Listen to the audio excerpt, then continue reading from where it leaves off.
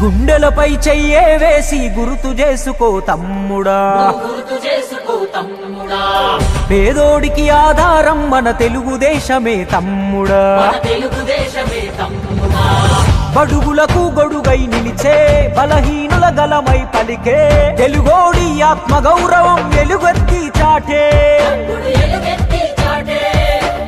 సమాజమే దేవాలయము, ప్రజలే నా దేవుళ్ళంటూ శిఖరం వంటి ఆ స్థానము వదిలి నికరంగా కదిలే మన నందమూరి ఆ తారక రాముడు నాటిన వట వృక్షం. ఇది చంద్రబాబు యద సంద్రమయ్యి ఉప్పొంగుతున్న లక్ష్యం. గడప గడపకు పసుపే రాసిన ఘనమైన ఘనతేరా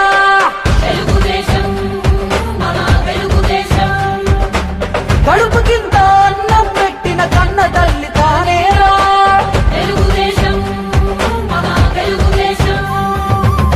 గుండెలపై చెయ్యే వేసి గుర్తు చేసుకో తమ్ముడా,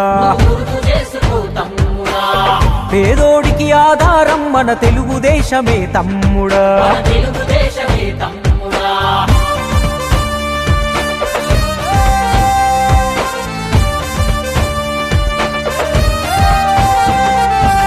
మనకంటూ ఊరు లేదు, ఉన్నాము మదరాసులో. తెలుగోడను పదమే మరిచి పిలిచారు ఆ పేరుతో. ఆ ఢిల్లీ కోటకు నాడు బానిసాయినది రాష్ట్రము.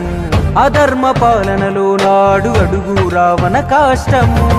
ఆ దారుణ పోకడ చూసి తన దారిని మార్చుకున్నాడు మన తారక రాముడు. అప్పుడే జనజెండను ఎత్తుకున్నాడు. నవమాసపు బిడ్డలాగా మన తెలుగుదేశమే ఎగసి పడినది. తెలుగువాడి ఆత్మగౌరవం విశ్వమంతా చాటింది. అందరికీ నమస్కారం.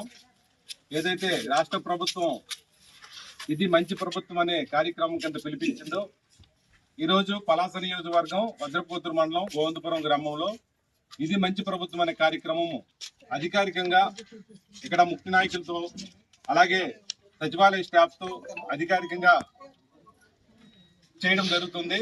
నిజంగా మంచి ప్రభుత్వం అని ఏదైతే స్లోగన్ రాష్ట్ర ప్రభుత్వం ఇచ్చిందో, గతంలో ఏదైతే గత 5 సంవత్సరాల్లో జగన్మోహన్ రెడ్డి గారి ప్రభుత్వంలో పెన్షన్ 2000 రూపాయలు అప్పుడు చేసి, అలాగే ప్రతి సంవత్సరానికి 250 రూపాయలు చొప్పున పెంచి గవర్నమెంట్ దిగిపోయే టైంకి కేవలం 2 నెలల ముందే 3000 రూపాయలు పెన్షన్ ఇవ్వడం జరిగింది తప్ప ఆ విధంగా డిలే చేశారు. కానీ తెలుగుదేశం ప్రభుత్వం వచ్చిన వెంటనే దానికి 4000 రూపాయలు పెన్షన్ చేసి, అలాగే 3 నెలలు ఏదైతే ముందుగా హామీ ఇచ్చారో మొత్తం కలిపి 7000 రూపాయలు ఫస్ట్ విడతలోపే పెన్షన్ రూపంలో ప్రతి లబ్ధిదారుడికి ఇవ్వడం జరిగింది.